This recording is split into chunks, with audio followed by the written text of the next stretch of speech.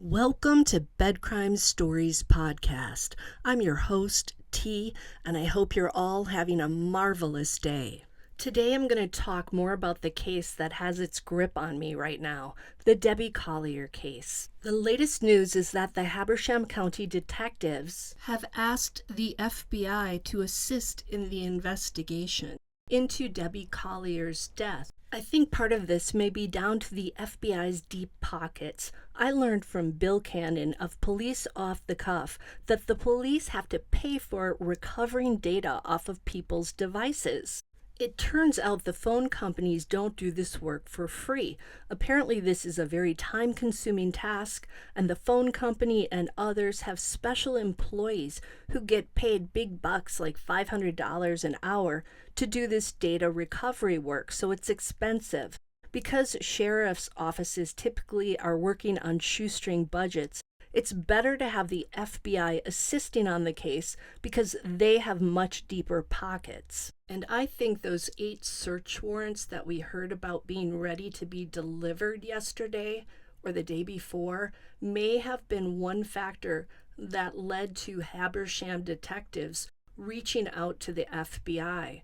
That's probably not the only reason, but it would likely be one of the reasons.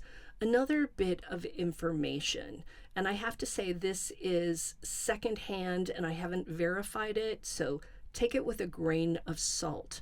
Apparently the Venmo app that was created with Steve Collier's name and installed on Debbie Collier's phone was installed a little over a month before her death. The first transfer of funds allegedly occurred on August 2nd of 2022, and it was to Amanda Bearden from Debbie Collier. I'll just let that sink in with you for a bit. Let's move on to my next topic. Just like in the Summer Wells case, the little 5-year-old girl who went missing on June 15th of 2021 in Rogersville, Tennessee, the Debbie Collier case has one person within the inner circle who seems to enjoy the limelight and his 15 minutes of fame. Summer's father, Don Wells, enjoyed that role as he turned up on YouTube true crime channels on a fairly regular basis. That is until he violated the terms of his probation by getting caught driving under the influence while on a live YouTube channel. You can't make this stuff up. In the Debbie Collier case, we have 3 pretty much silent players: Debbie's husband Steve, her son Jeffrey, and her daughter Amanda Bearden. Yes, Steve Collier made comments one day, and Jeffrey wrote a beautiful post about his mom, but they haven't said any more than that I'm aware of. The one loquacious player among the mix is Amanda's boyfriend, Andrew Giegerich. Andrew has been reaching out to various creators, including me, by making comments on posts and videos. He's clearly keeping an eye on what everyone is saying about the case. And, dare I say, I think he's maybe enjoying being in the limelight. He's definitely not shunning the cameras, and he hasn't been keeping his mouth zipped. Why is this? It doesn't seem smart from a potential suspect perspective. When I briefly chatted with Andrew, I kept the conversation to his past, his childhood, his parents, and his amateur MMA career. When the seasoned true crime creator Annie Elise of 10 to Life chatted with Andrew, she went straight in for information about the timeline. And surprisingly, Andrew answered her by sharing some additional times for the day Debbie Collier went missing. Before I get to those new unverified events and times, let me just say that I see some magical thinking in the things Andrew says. Andrew told Annie Elise that he and Amanda have been cleared by the police. His reasoning for this was that he and Amanda had only been interrogated by detectives one time 15 days ago, and they haven't heard back from the investigators since. He also stated that during the family's debriefing on the crime, the authorities did not ask them about their alibis, and they didn't tell the family when exactly they believe the crime occurred. Andrew also said that the police seized his and Amanda's phones 3 weeks ago, and thus, according to Andrew, the cops must know his and Amanda's locations on the day Debbie disappeared. Andrew wrote to Annie Elise that in his mind, all these things mean that the cops don't believe he and Amanda had anything to do with the crime. To me, this spells magical thinking on Andrew's part. And it also hints at Andrew believing maybe that he's smarter than the investigators. The police spent 6 hours searching his and Amanda's house 3 days after the crime. That tells me they think there may be evidence inside there. If Andrew and Amanda are responsible for the crime, we don't know that. I'm only speculating.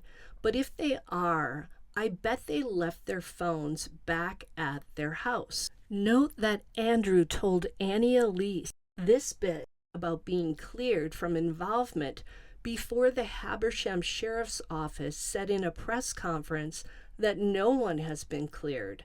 Andrew also told Annie Elise that he and Amanda were in Athens, Georgia, all day on Saturday, September 10th, the day Debbie Collier made that odd trip 60 miles away from home to the Family Dollar store in Clayton.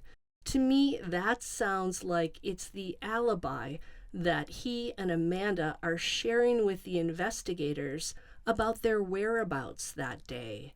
Each one is vouching for the other one's whereabouts, or each one is counting on their respective phones being solid proof of where exactly they were when the crime occurred. Andrew also told Annie Elise that Amanda did not notice the Venmo for $2,385 with the cryptic, sort of scary message until maybe an hour after it was sent. The Venmo was sent at 3:17 p.m., so that would mean that Amanda didn't notice the message until around 4:17 p.m., or let's say 4:30 p.m. Andrew explained away Amanda's not noticing the Venmo by telling Annie Elise that Amanda was busy house cleaning at the time. Never mind that Amanda also said that her mother was out buying her cleaning supplies that day. So what was the seemingly cash poor Amanda, at least cash poor until 3:17 p.m., using to clean the house with? Andrew also told Annie Elise that sometime on Saturday afternoon, Debbie and Amanda spoke on the phone. I would guess that Amanda's alibi likely also includes the trips that Andrew told Annie Elise Amanda made after noticing the Venmo message. Andrew said that Amanda drove to the Enterprise rental office, a Publix grocery store, Walmart, and Target to look for her mother after she noticed the message. I'm pretty sure Amanda will be seen on the surveillance camera footage of these establishments. Great way to try and prove that you were nowhere near the crime scene. But I think things went down in the wooded area starting at 3:40 p.m., so it'll be interesting to see what time Amanda shows up on those cameras. But again, I'm speculating. I don't know if she's involved. So according to Andrew and Amanda, instead of dialing 911 right away, drove to all these shopping venues that her mother, Debbie, supposedly frequented.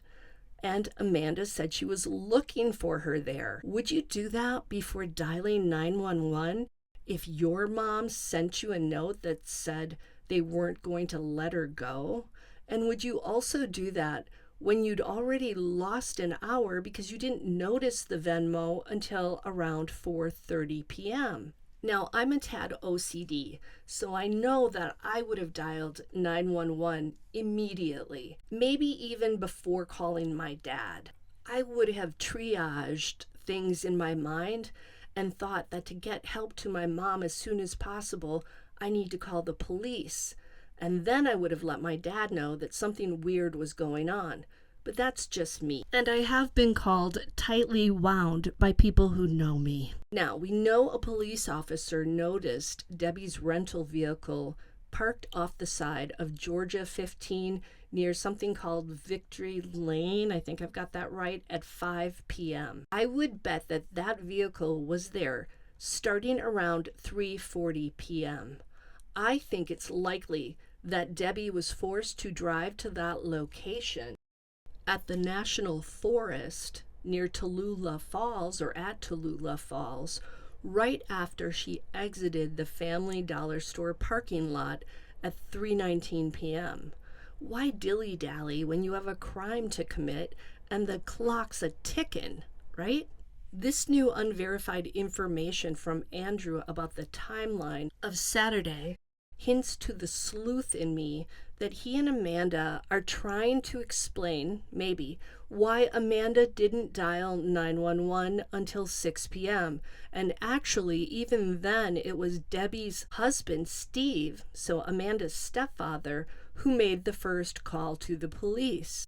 And to me, at least, Steve didn't seem really all that concerned on the phone. He told the 911 operator that he just got home from work at 6 p.m. He said, "I just got home."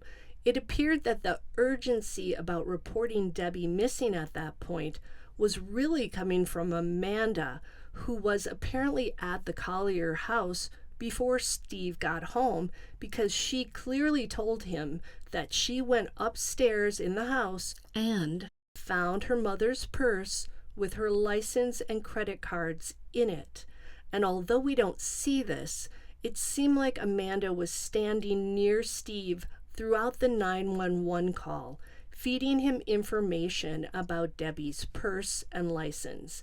Steve actually seems a little confused by the whole thing. Note that as I'm saying this, it occurs to me that this is likely why Debbie Collier, when she was paying for the items at the Family Dollar Store, first reached into her blue purse and then, remembering her wallet wasn't in it, reached into her pocket and pulled out a card. I think the perpetrator or perpetrators took Debbie's wallet out of her purse back at the Collier house that morning. And I think Debbie forgot in that confused moment at the cash register. Perhaps this is the one move Debbie Collier made in the store that day that hints to her being flustered and not in her right mind.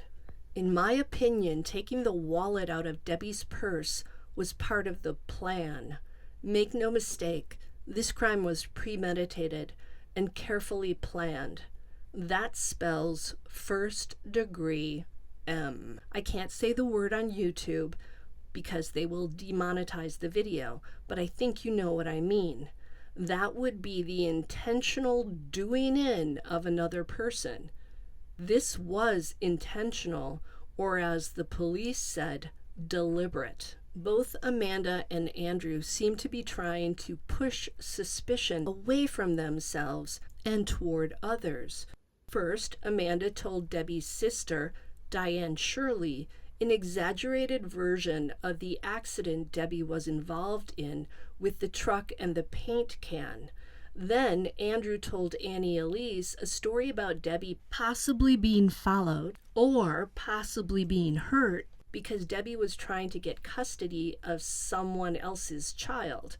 Now, no one has been able to verify this story about Debbie trying to get custody of kids, so I don't know if that's true. It seems like it might be made up. Seeing photos of Andrew in his daily life post the crime, wherein he's standing outside the residence he and Amanda share, or maybe exiting a food mart convenience store with an energy drink and one of those dried noodle soup containers, I get the feeling he's not all that bothered that many web sleuths and the police seem to think he could possibly be involved. I say the police because they did get that search warrant to check out the house he lives in. That means the police have reason to believe there may be evidence there. Andrew also told me that he's planning on making a comeback with his MMA career. Maybe get a fight in 6 months, and maybe even go pro. Mind you, he hasn't fought in 4 years, and he doesn't appear to be training hard to make that happen. But of course, we don't know everything Andrew does in a day. Maybe he is hitting the gym. Maybe he is loading up on protein and eating plenty of veggies. Andrew also told me that he needed to make a ton of money before his mom gets released from prison so that she doesn't ever have to work again. He clearly cares about his mother, but to me, at least, he doesn't seem too cracked up over Amanda's mother's horrific and disturbing death. I mean, I don't see him talking about what a wonderful person Debbie was and how devastating her death has been to him and Amanda and how much he wants the perpetrator caught. In fact, Andrew told Annie Elise that he hardly knew Debbie, despite him and Amanda dating for at least a year that we know of. I just feel that Andrew is very optimistic about his future, and he seems fairly convinced that he's not going to prison anytime soon. Now, that could be down to him knowing he had nothing to do with the crime, or it could point to him magically thinking that he, allegedly, will get away with this. This may be explained by narcissism. Hear me out. When I posted Andrew's mugshot and someone wrote a sort of negative comment under it about his appearance, I responded to it by writing that I thought Andrew had a nice looking face. I was trying to soften the criticism of Andrew, who we don't know is even involved in this crime. You know, we're speculating, but he might not have anything whatsoever to do with it. This is when Andrew Giegerich turned up in my comments for the first time, and when he had yet to reveal himself as the author. He wrote this under his mugshot photo that I posted: "That is a good-looking young man," end quote. Right after I saw that with his name as MMA125, I thought it could possibly be Andrew. It was later confirmed that it was indeed Andrew Giegerich. I wrote back this: "But is he a kind and gentle young man who is incapable of evil deeds? That's the question," end quote. He replied with 3 laughing emojis and these words: "That makes him sound soft, but sure," end quote. I found his response very interesting, the part about sounding soft in particular. I'm going to look more into narcissism because it turns out that many people who do other people in, if you know what I mean, especially those who do it repeatedly, well, some of those people have been shown to be narcissistic, and many of them crave public notoriety and are often self-promoters. There is also something called narcissistic rage. It turns out narcissistic rage can fuel extreme violence. My source for this information was an article on the Psychology Today website. It definitely makes for a fascinating topic in conjunction with this case. Until the next time on Bed Crime Stories, now do me a favor, it helps me so much. Smash that like button. And if you found this interesting, leave me a comment.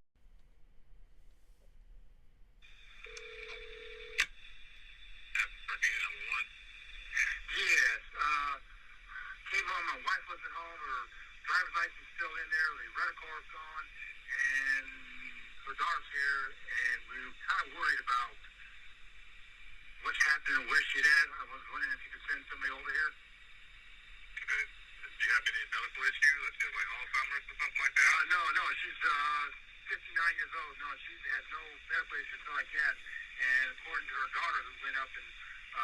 her purse is still here with her driver's license.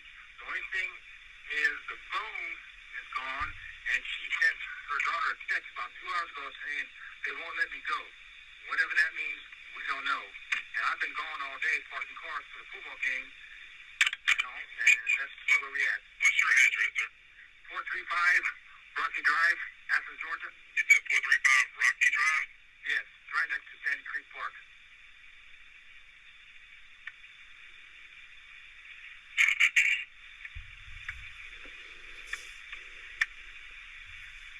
Okay, so she sent your daughter a text message saying that My stepdaughter. that they won't let her go. Yeah, she got a text message saying that. And it come from her number, right?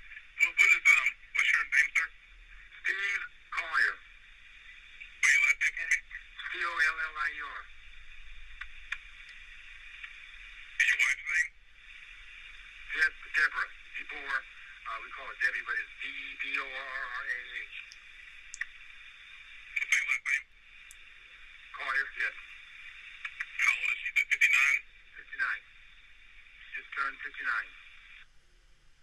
You just returned home, right? Pardon me? You just returned home, right? Yes, I just returned home. I was parking cars until about 4:30, and when I came back, the van that she had rented because her car was in the shop was gone. I figured she was shopping for food. Okay. And her car is there? Pardon me? Her van is not here. Okay. But her driver's license and what else is there? Right. Yeah, the driver's license is here. What else did she leave? For the purse or anything else? Yeah, she left her purse, and her credit cards are here. When was the last time she was seen? Well, I left at 9 o'clock. She was still sleeping. So, last night. I mean, she went to bed last night, and I left, and the van was here. So is your stepdaughter there though? I mean, did she see her today? Pardon me? Did your stepdaughter see her today? Wait a minute. You said your stepdaughter. Did she see her or? Say that again. I'm trying to control a dog. Okay, your stepdaughter. Did she see her? No, nobody has seen her. I was on a last person to see her last night. What time? Is that 9 o'clock last night? Yeah, by 9 o'clock we went to bed. You left this morning, right? Yes, at about 9.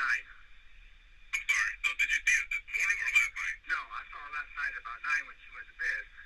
And when I left, the van was here. And she was. You don't know if she was still there or not. You didn't see her this morning. Right, except the van was still here. I'm assuming she was sleeping. What time was the message sent to your stepdaughter? What time? About 2 hours ago?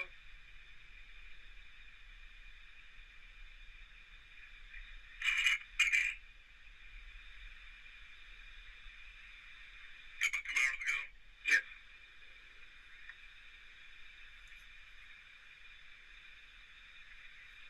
And it specifically said they won't let me go. Yeah, that's what the message said.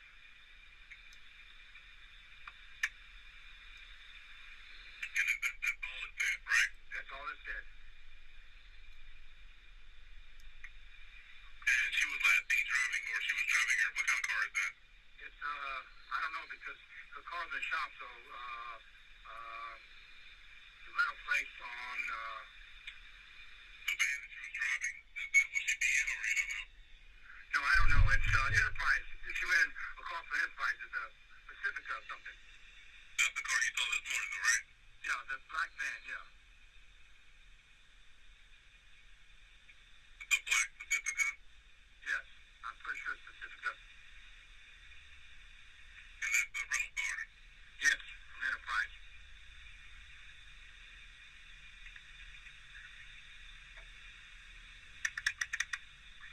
Alright, I'm sorry. What's her birthday? Deborah. Debbie, or her given name is Deborah.